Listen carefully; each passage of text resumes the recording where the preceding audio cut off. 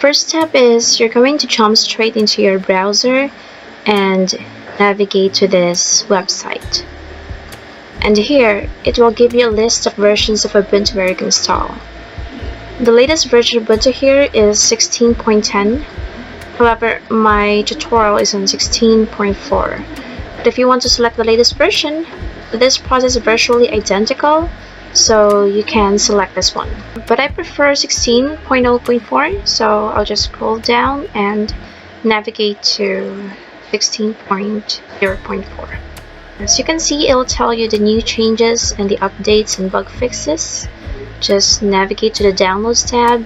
It'll say something like ruby.exe file. So whatever the version is, just download the exe file and wait for it to run. Alright, I guess it's now installed. Let's see. Okay, so I'll now run the Bluey executable files. Just select yes, and you'll be taken to this screen. Just give it a sec. Okay, so it will now say you're about to install Ubuntu 16.4. It will ask you to select the installation drive. So guys, we haven't created a partition for Ubuntu yet, so it will only display C drive. And C drive is the partition or drive that you have installed Windows 10 on. Don't select this drive. We need to do another step. Just in case, if you select C drive, it will format and ruin your Windows 10 partition. So before anything else, let's create a partition specifically for Ubuntu. This does not take too long. There's actually a tool that's built in Windows where it does it for you. So just click on your Start menu button, navigate to Disk Management.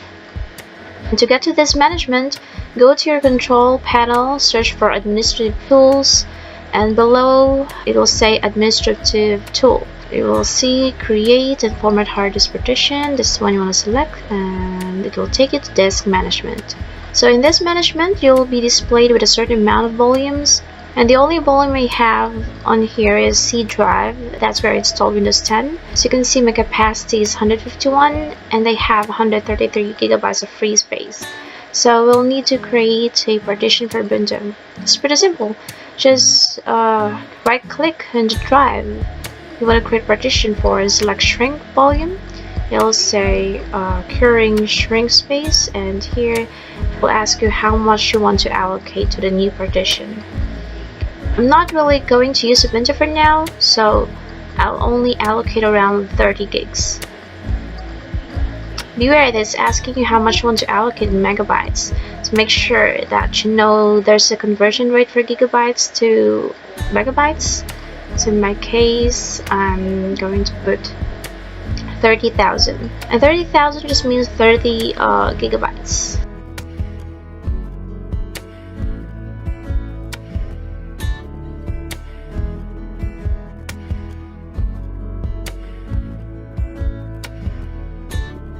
So here I'm going to shrink it. Select move mouse, select shrink, and it will shrink for us. Okay, as you can see here, I've got a certain amount which is unallocated.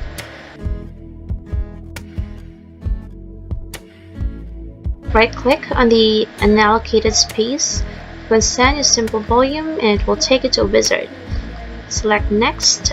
We've already assigned a maximum volume, so we don't have to do anything here. Just select next and assign the following letter drive. Going to select yes for drive and select next, and click on format this volume with NTFS.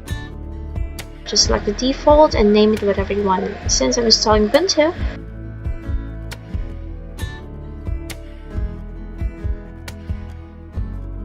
make partition and name select. Now finish, and now we have a driver where we can install Ubuntu on. This management has finished creating out partition.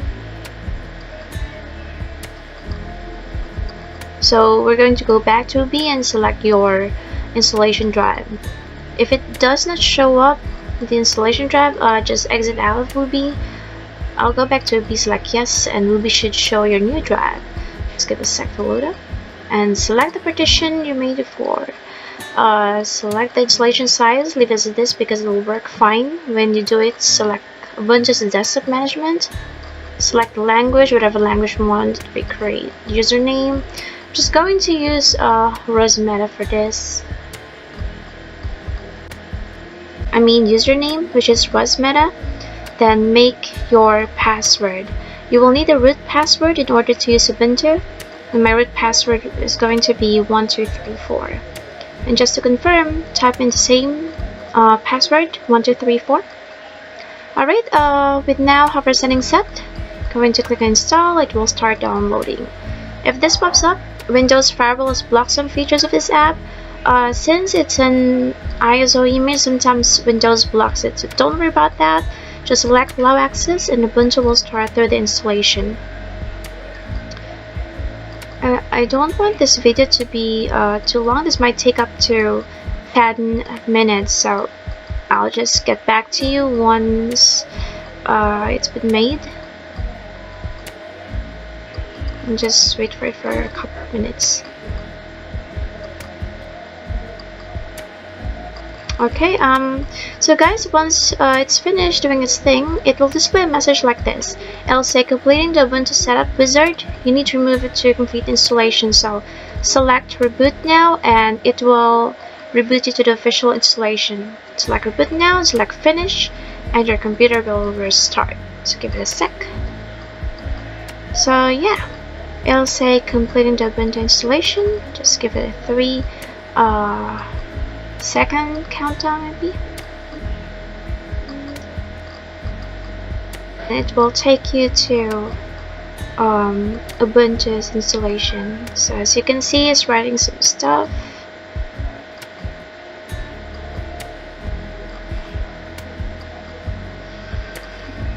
We're now on Ubuntu's official logo. It's verifying its installation, its configuration, detecting some files, file systems, then it will continue with the installation. This process may take a little while depending on your internet connection. So I'll just speed this up and get back to you once it's finished.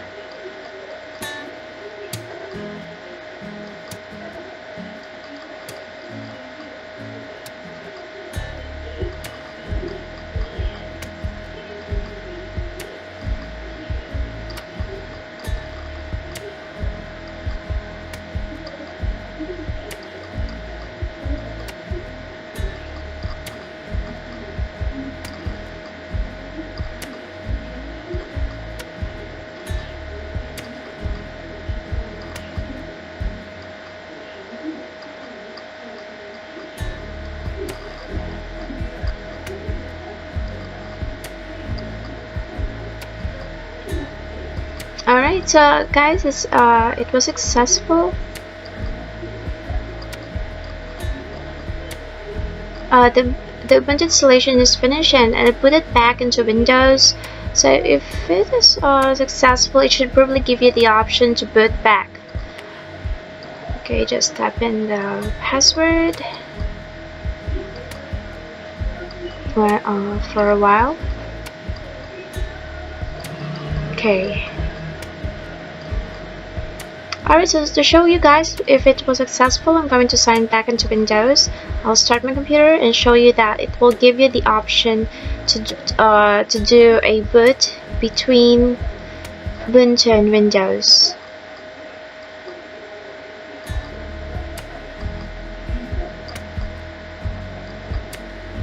Okay, so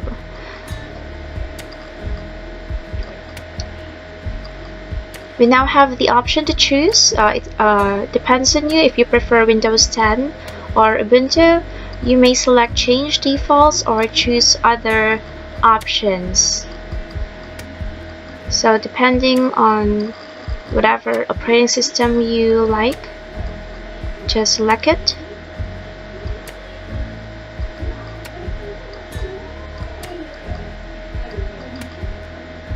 Okay, I'll just select Ubuntu so that you will see if it's really successful.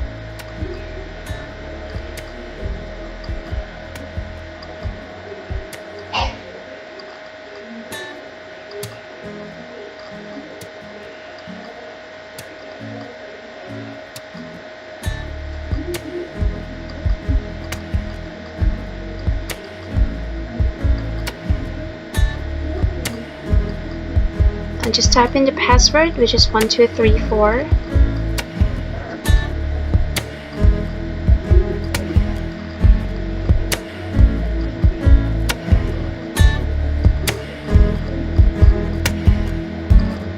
Alright, everything is all set, so you have successfully installed Ubuntu, and we have the option to put between Windows and Ubuntu operating system. Thank you for listening and have a great day.